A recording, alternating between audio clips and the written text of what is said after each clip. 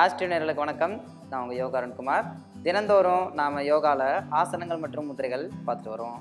அந்த விதத்தில் இன்னைக்கு டிப்ரெஷன், ஸ்ட்ரெஸ், அப்புறமா ஆங்க்ரினஸ், நெகட்டிவ் எமோஷன்ஸ் இது எல்லாத்தையுமே நம்மகிட்டருந்து ரிலீஸ் பண்ணுறதுக்கு நாம் பயிற்சி செய்ய வேண்டிய 3 அருமையான ஆசனங்கள். இந்த ஆசனங்களை தொடர்ந்து நாம் பயிற்சி செஞ்சுக்கிட்டே வரும் பொழுது நம்மளோட தலைப்பகுதிக்கு இரத்த ஓட்டம் அதிகரிக்கும். நம்மளோட தாட்ஸோட வேகம் குறைய ஆரம்பிக்கும். நெகட்டிவ் எமோஷன்ஸ் எல்லாமே ரெக்கவர் ஆகும். நாம் காம் டவுன் ஆகும். இந்த ஆசனங்களுக்கு அந்த சக்தி உண்டு.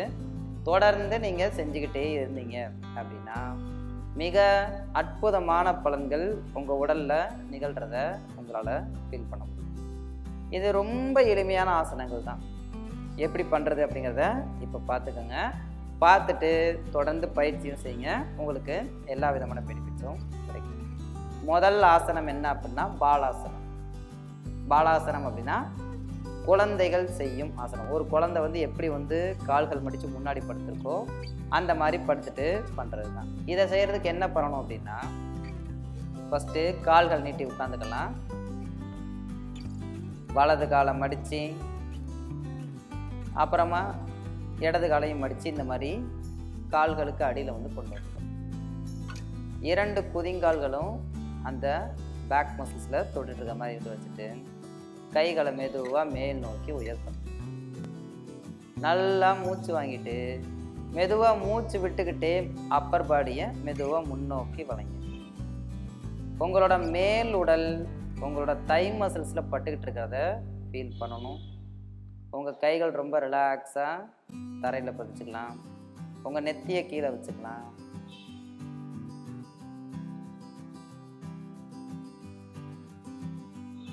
நார்மலாக ப்ரீத் பண்ணிட்டு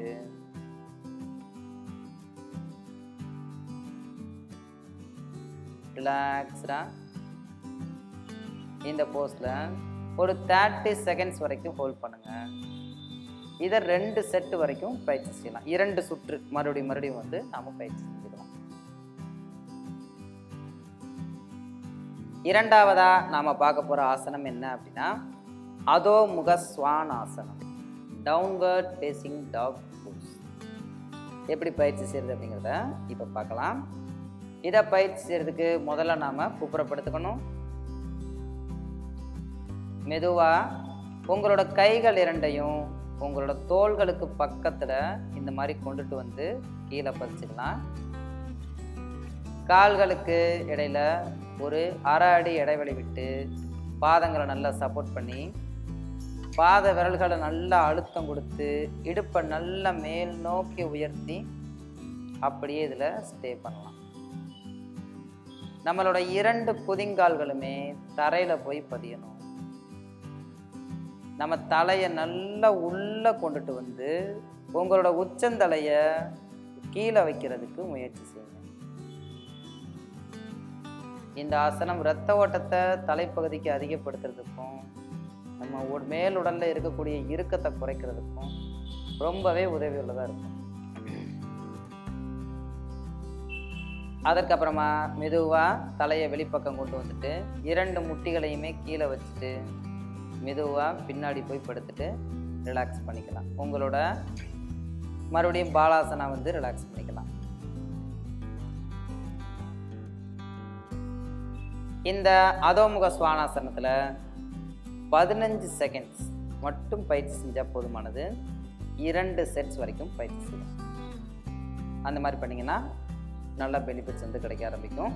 ஸ்ட்ரெஸ் எல்லாம் ரொம்ப அழகாக ரிலீஸ் ஆக ஆரம்பிக்கும். மூன்றாவதாக நாம் பயிற்சி செய்ய போகிற ஆசனம் என்ன அப்படின்னா ஷவாசனம். அதாவது இதுக்கு சாந்தியாசனம் அப்படின்னு ஒரு பேர் உண்டு. சவம் அப்படின்னா உயிரற்ற உடல் அப்படின்னு சொல்லுவாங்க.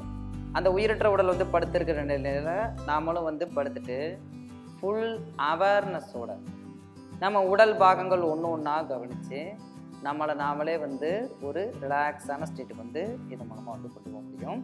அதை எப்படி பயிற்சி செய்கிறது அப்படிங்கிறத இப்போ பார்க்கலாம். முதல்ல கால்கள் நீட்டி ரிலாக்ஸாக படுத்துக்கிறோம். கைகளை இந்த மாதிரி பக்கவாட்டில் நல்லா ஓப்பன் பண்ணிவிட்டு கண்கள் மூடிக்கங்க. உங்கள் உடலில் எந்தெந்த இடங்கள்லாம் இறுக்கம் இருக்குது அப்படிங்கிறத பார்த்து அதை எல்லாத்தையுமே தளர்த்திக்கோங்க. உங்களோட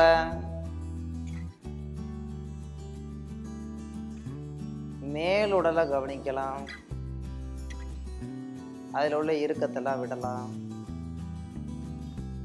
அப்புறமா கீழுடலை கவனிங்க.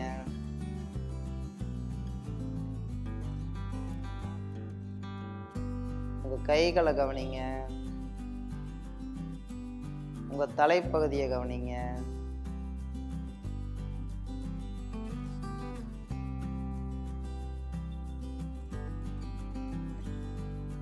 உங்கள் சுவாசத்து மேலே உங்கள் கவனம் இருக்கட்டும். இப்படியே ஒரு நிமிடம் வரைக்கும் இந்த ஆசனத்தில் நம்ம நிலைச்சிருக்கணும்.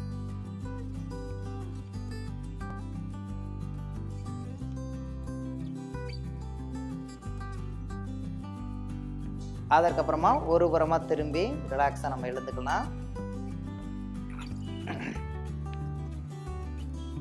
இப்போ நாம் பயிற்சி செஞ்சது தான் சவாசனம். இதை நீங்கள் தூங்குறதுக்கு முன்னாடி ரெகுலராகவும் பயிற்சி செஞ்சுட்டு வந்தீங்க அப்படின்னாலுமே மனம் ரொம்ப அமைதி அடைய ஆரம்பிக்கும். கொஞ்சம் உடல் மேலே அவேர்னஸ் எல்லாம் கொண்டுட்டு வந்துட்டு அதுக்கப்புறமா தூங்கும் பொழுது நம்ம ரொம்ப டீப்பான ஸ்லீப் போவோம். இன்றைக்கி நாம் நம்மளோட மனதை அமைதிப்படுத்துறதுக்கும் ஸ்ட்ரெஸ்ஸை ரிலீஸ் பண்ணுறதுக்கும் டிப்ரெஷன் எல்லாம் குறைக்கிறதுக்கும் ஒரு 3 அருமையான ஆசனங்களை பார்த்தோம்.